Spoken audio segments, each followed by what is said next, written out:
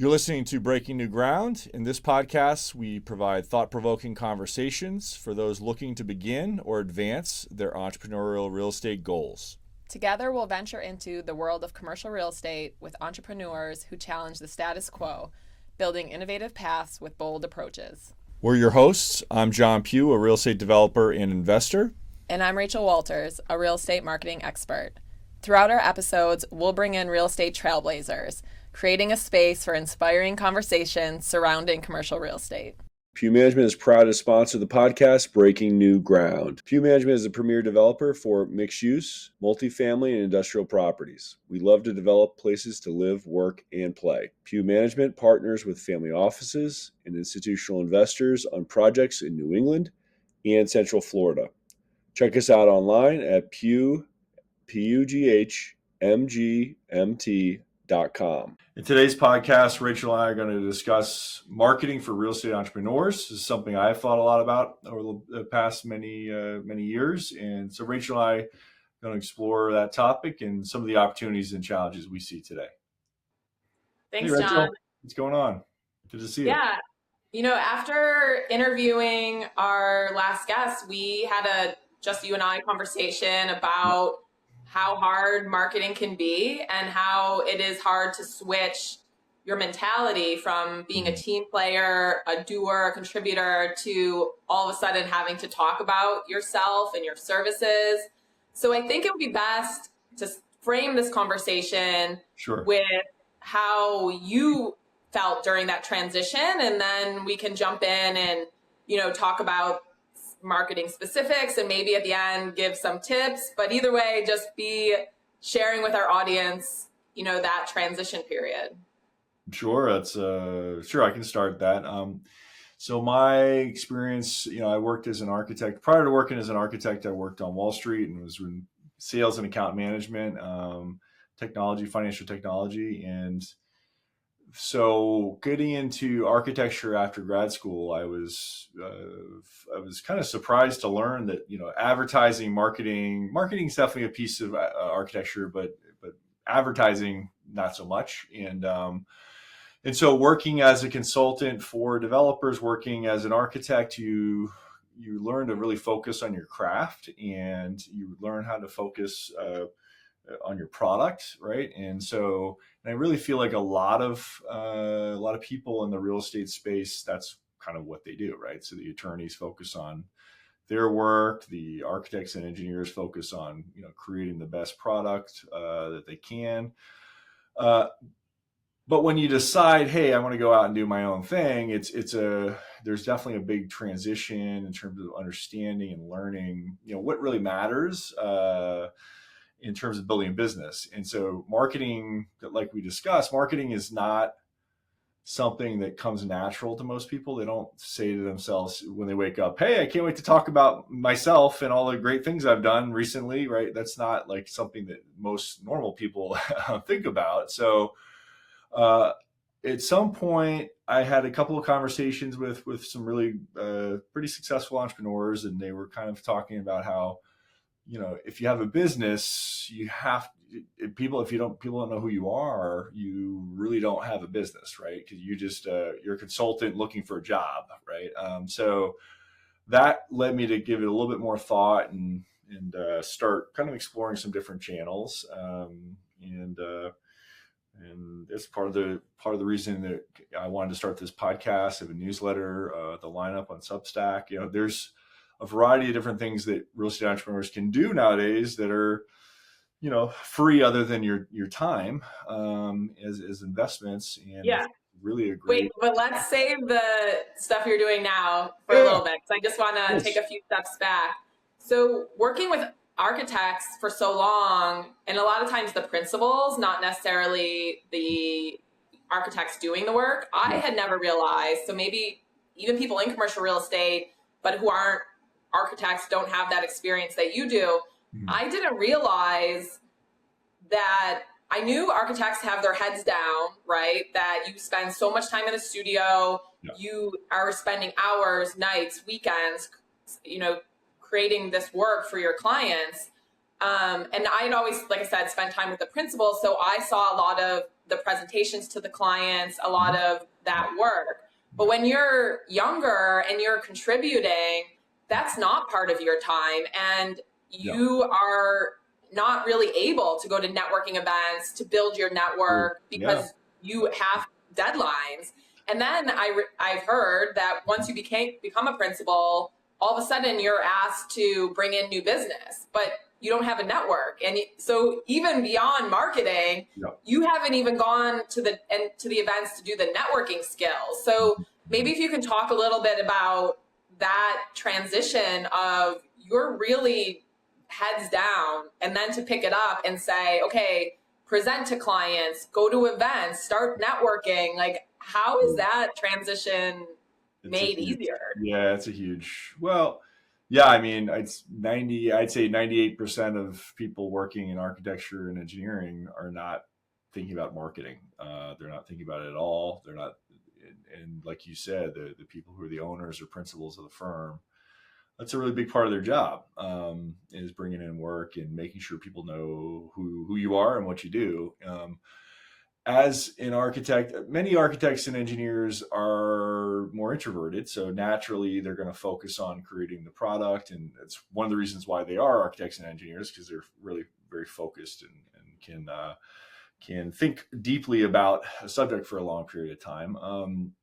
But to transition into the business, either of architecture or as a real estate entrepreneur in any capacity, you really have to be able to step back, look at the larger picture, try to learn and understand how what you do can be of value to other people. What do you know that can be of value? We talked to Antonia the other day, and she was talking about how she's transitioned from the role of the architect to the owner's representative, and now she's becoming a developer, is a developer. So I think that's an interesting transition. I mean, I certainly kind of had that experience as well, but so much of that requires you to say to yourself, hey, I'm going to figure out where I can add the most value and take the steps to build on kind of what I know, but also to expand both your network, but also your understanding of the business landscape and where, kind of where what is the value of what you do? Because as an architect, anybody can draw a plan, right? Like you could go buy a SketchUp program for, download it for free and draw a plan nowadays. So what is the true value of what you do?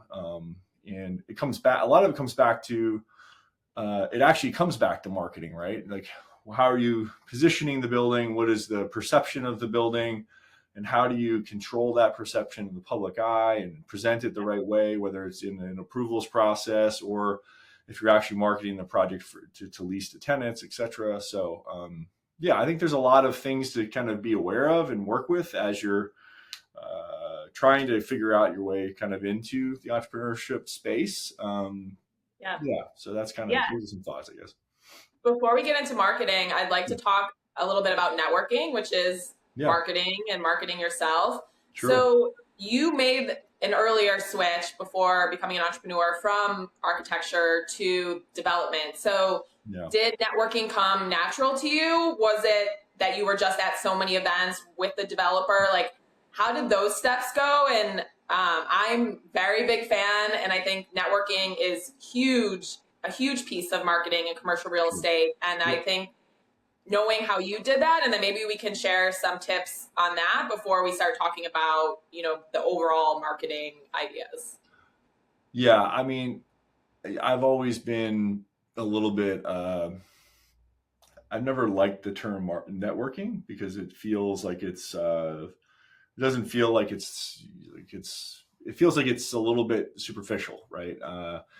I think what I've always focused on, and which has been a big benefit, is that it's relationships, right? And in business, everything in business is relationships, right? It's not just who you know, but what's the depth of the relationship, how much trust you have in a relationship, and understanding kind of where you can help somebody and where they can help you, and kind of how you can come together and create value for each other. I think that to me has always been interesting. So it was it's something like I said, I worked in sales and account management. So it's something that I'm pretty extroverted, pretty outgoing. So it's comes kind of naturally to me, but there's definitely times as well where like when I first started in real estate, I remember going to my first ULI event and just being like terrified because I didn't know anybody. I remember saying to Yeah. myself, like, I don't know anybody. Like, what am I going to do? Like, I'm 6'10", so I'm going to be standing in the middle of a room by myself. Like, I'm very self-conscious about that, right? I said, screw it, I'm just going to go. And of course, it was very welcoming, and the people were great and friendly, and made me feel comfortable. And anyways, but it was one of those things where I had to get over this, like, this fear in my head about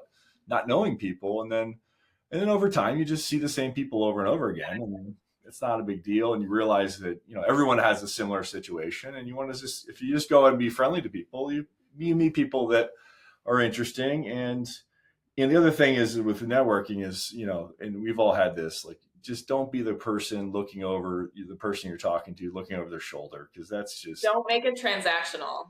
no. Well, Yeah. that and don't. I mean, obviously, you want to find somebody to talk to that's of interest. You both have a mutual benefit of conversation, but like, take an interest in the person, learn about what they're doing and what they're interested in, and if it doesn't, maybe make sense, then go talk to somebody else. But don't stand there and look over a person's shoulder, because that's just rude. It's a pet peeve. Anyways.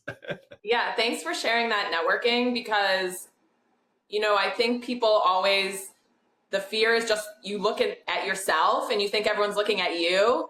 But if you really take time to look around, there are a lot of awkward people, or there are people who are tall who maybe feel uncomfortable. But I think that's a big fear in networking is you get there and then all you think is, I am by myself, or I'm standing out, or right. But once you start to look around and realize there are a lot of uncomfortable people at networking, like you're not the only one, right? That's right. And That's right. I felt the same way, especially in Boston, with no connections, no family. I didn't go to school there. I didn't go to boarding school there. So my first few events in Boston, it was awkward. And I was just happy if I talked to one person in the bathroom or on the way out, right? And I think that's the thing. You just have to keep doing it. And it's a skill and it's a muscle. And it's great if you're extroverted, but like you said, the more you go, the more comfortable you get. You start to see the same people. And I think you and I both have the same goal of we want to know everyone, right? So you can't do that by sitting at home with your head down.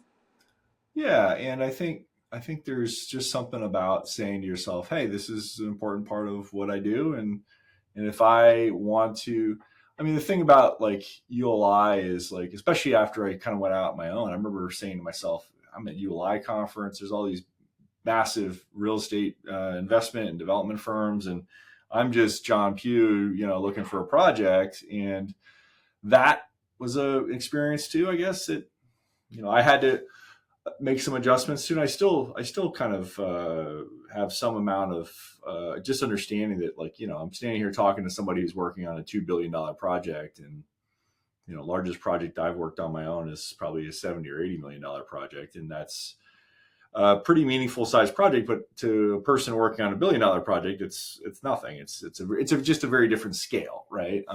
And so, but everyone has their place, and I think that's part of the things that brought us together was an interest in creating a space for real estate entrepreneurs that where we can share ideas and strategy and other things, and just talk about kind of things that matter to people like us, right? So Exactly. I think you and I both say all the time, there's a market, there's conferences, there's technology for these Class A REITs and office towers, but there aren't a lot of resources that are aimed at individual entrepreneurs. And I know for marketing, there are so many firms and there's a lot of technology out there, but that's expensive, right? Like I did a 30-second commercial that cost 6 figures for a development. Like entrepreneurs aren't doing that, and you're not doing it on a $8 million project. So how do we, how do I take that experience though of having those resources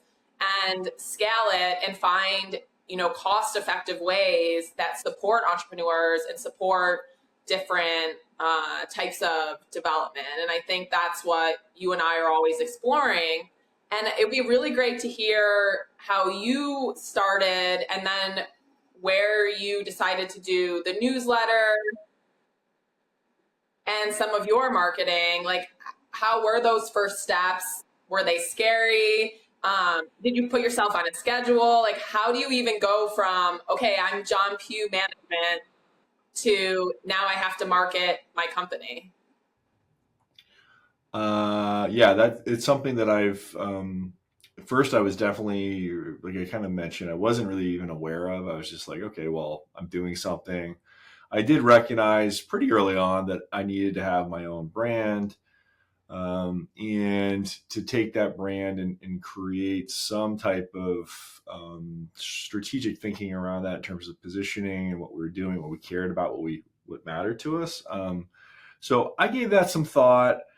But early on, before I had any projects done, it was hard to be able to speak about that because it was like, oh, well, this is an idea. I'm working on this. I'm consulting on that. And I think it's very easy, especially as a consultant, to discount your value because you don't have something to point at and say, hey, that building is what I did, right? And I think that, especially for a lot of consultants, is really hard to kind of just get a hold of and like really put out into the world. And I would encourage people to kind of dig into that if they can.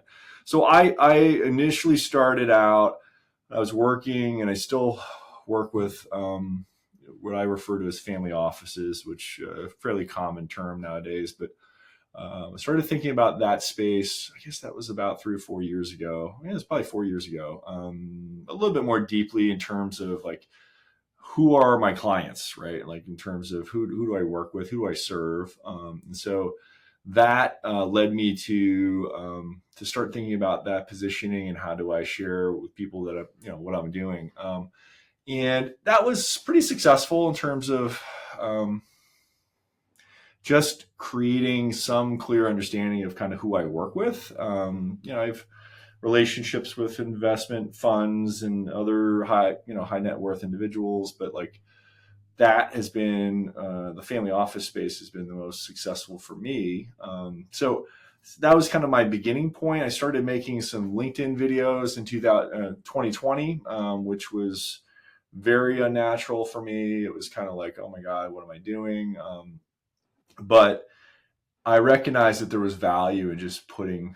Nobody remembers who's John Pugh. Like, who cares? Like, what's the point? Like, what is it? What I remember that name. Like, you know what I mean? Like, there's no, until you regularly put yourself out there, nobody really understands what you do unless you're there, right? So I started putting out these videos once a week, something like that, and I suddenly got just, I don't know, maybe after 2 months or so, I got this influx of like interest, and people wanted to talk to me, and they wanted to give me money to do projects. And all of that was great and very exciting, but it was also like, holy shit, I don't have any projects to do at the moment. Like I didn't have enough of a infrastructure at the time to kind of, in terms of acquisitions pipeline, to be able to actively kind of take those on and move that. So I pulled back. I stopped doing that. So I stopped doing that, and then shortly thereafter, I was thinking again, like that was really successful, but how can I build again on some of that type of experience? And that's what started me down the road of, hey, what can I create that would be useful for keeping in touch with people, sharing some of my ideas and thoughts and things that I cared about, but also that really is what led to the newsletter, which is now a little over a year old, which is great. But yeah, so it's been kind of an evolution, and I, as an entrepreneur, I've just tried things, and I don't pretend to know like everything, that's for sure. It's a learning process, and I think like to me, like the artificial intelligence is really super interesting. I mean, obviously it's interesting because it's the big buzzword of the year, but like finding are there ways that we as real estate entrepreneurs can leverage AI in some way that can help us get our message out professionally and more efficiently, because that to me is the hardest part about being a real estate entrepreneur and thinking about anything about marketing is how do you create it in a way that's not a huge distraction for your real estate business? That's your core business. And so I've looked at that a little bit. It's, there are definitely some pieces that are useful. I've been using it for the creation of some of the images I use in the newsletter, some other pieces of it, but it's an ongoing process, I guess you could say. So also, you recently started more on social media. So maybe talk about getting the views on LinkedIn, how that, maybe showed that this could be successful. And then I know recently you've been spending some more time on Twitter. So if you want to talk through some of that, and then we could jump in with some ideas. Yeah, LinkedIn, like I said earlier, the LinkedIn videos were successful and were able to get me some amount of, just what's the word? Market awareness. That's the term, market awareness, that I didn't have previously. And so, so I've regularly posted and engaged. A lot of it's just engaging. Like, you do have to post your own kind of thoughts and ideas, but engaging with people in the industry on ideas and sharing your thoughts, and mostly staying positive.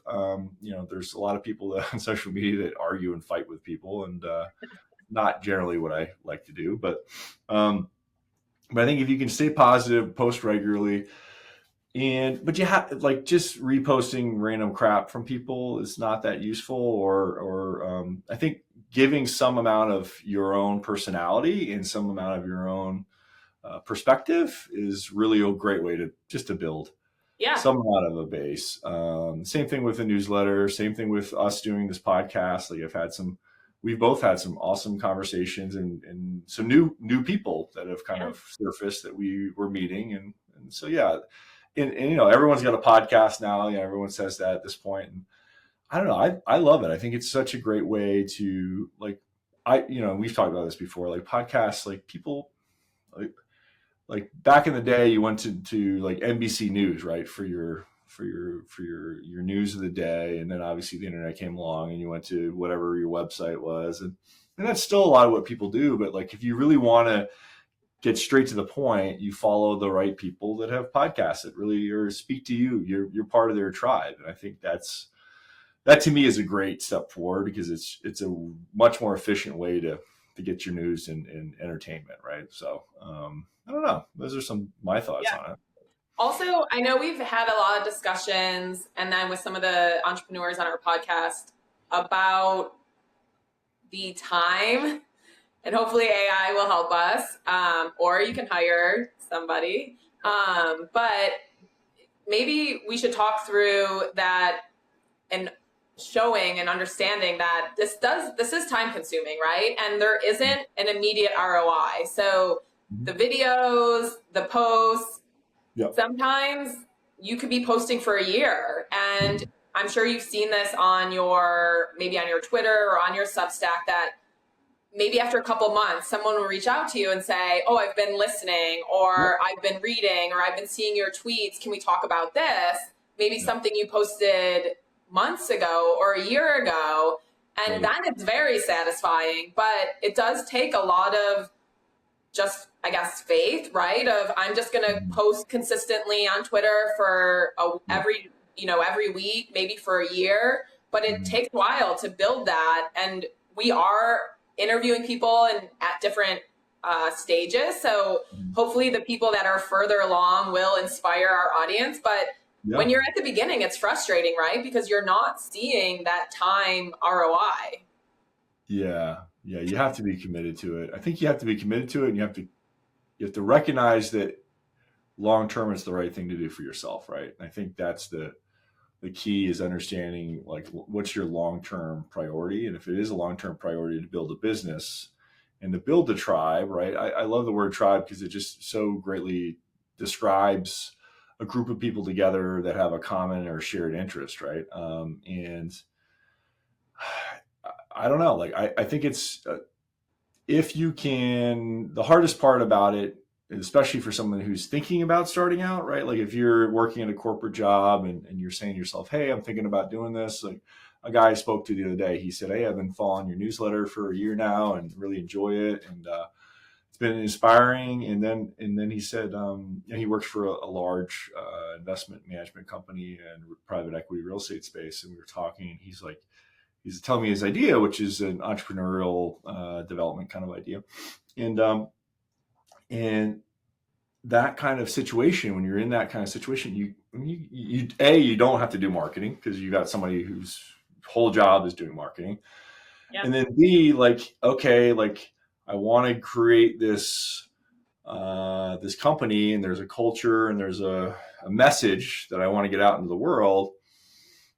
But until you've created your company, it's like a chicken and egg thing, right? You want to create this company and you want to create this liftoff kind of launch pad. But if you're working your corporate job, you can't just go and do some regular post on LinkedIn or Twitter about some topic that you happen to find interesting, because people might say, oh, well, what's he talking about there? Is he going to go do some new idea? Like, you know what I mean? So there's definitely some challenges with that for people who are trying to look to transition.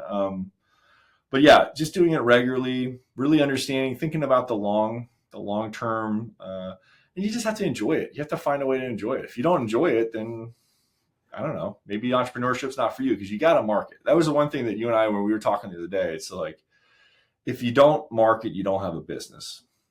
You just don't. Yeah. You don't have a business. So, and I want to go back to what you said about the tribe. I think that's so true. And one of our listeners said that our tribe could be called the Groundbreakers. So I just wanted to point that out. That's cool. But along with the tribe, I think, like I will admit, and probably similar to you, I don't like social media, right? Like I'm doing this to find my tribe. And I think if you can switch your thinking into that, not, oh, I'm here to sell, I'm here to be flashy, 100%. I'm here to be some big influencer. Like I'm literally just being myself and being transparent. And these are my ideas and my goals and how I look at commercial real estate. And I want to find people that align with me, right? Like that's really the goal here. 100%. Yeah. I mean, 100%. I think you nailed it. Like, I think that was the biggest thing for me was, I don't know when this happened because it was probably a long time ago, but it was recognizing, hey, I'm here to, part of what I want to do is educate and help people, right? And it's to help provide, resources and information and perspective for people.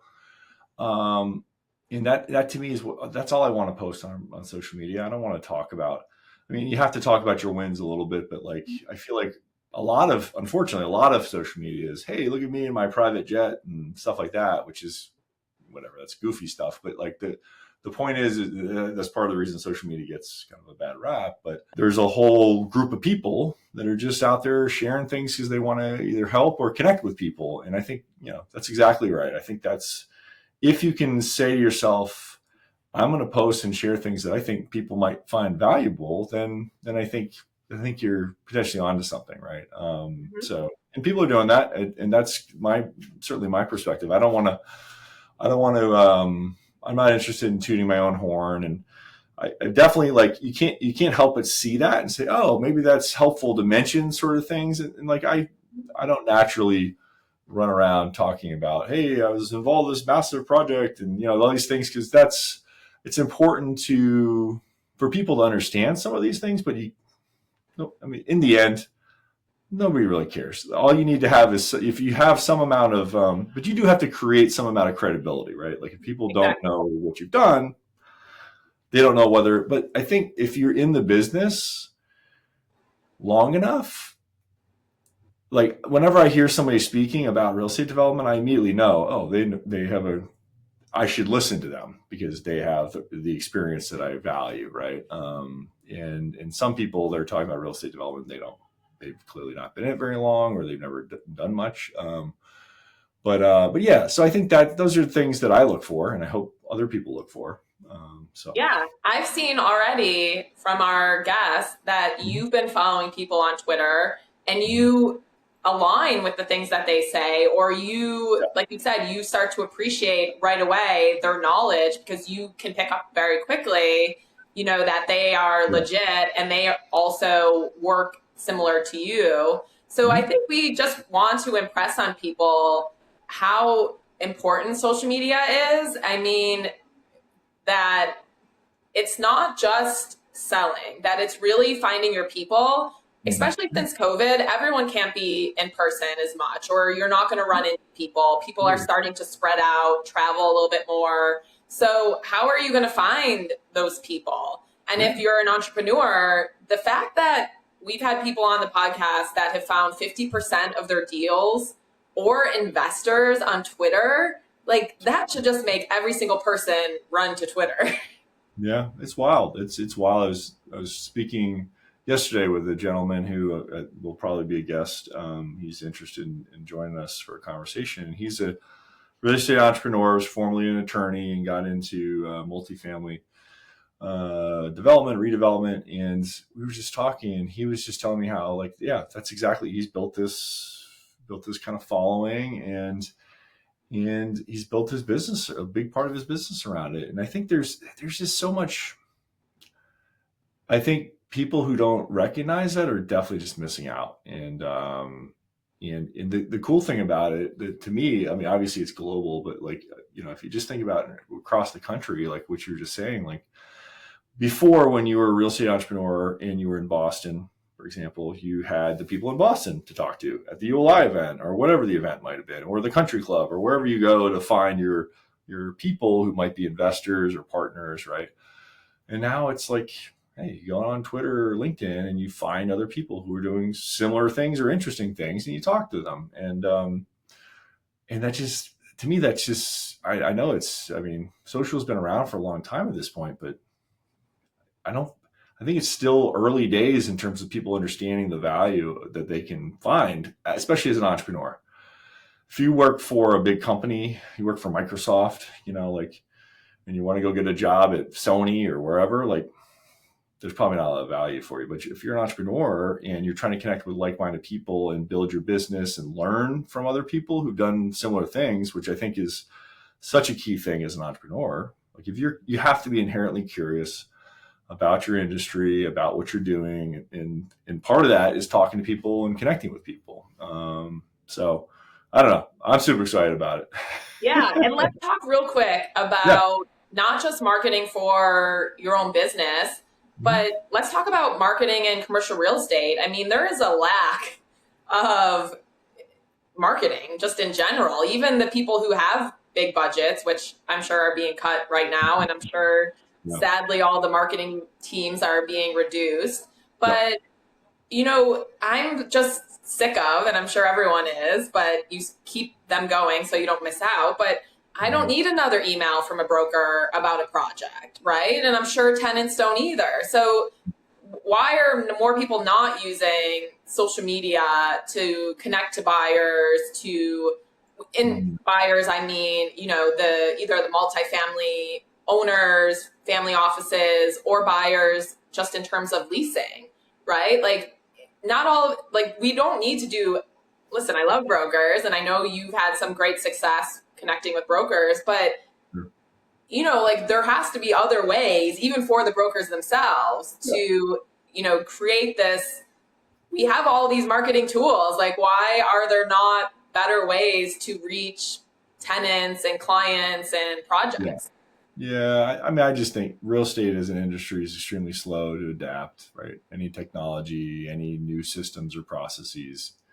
And it's because older people are running the show. They're making those decisions. And I think that's part of it. Hey, this works, right? I know if I build this type of building in this location, someone's going to show up and they're going to lease it. I think it's definitely you spoke specifically to the brokerage space. I think that space is definitely being disrupted, and the process of being disrupted. I think developers who are using social in a smart way are gaining ground for a lot of reasons. But like I think all this is really evolving and changing in real time. But yeah, I mean, email lists, like how many broker emails do I have in my inbox this morning about property I probably don't care about? A whole lot, right?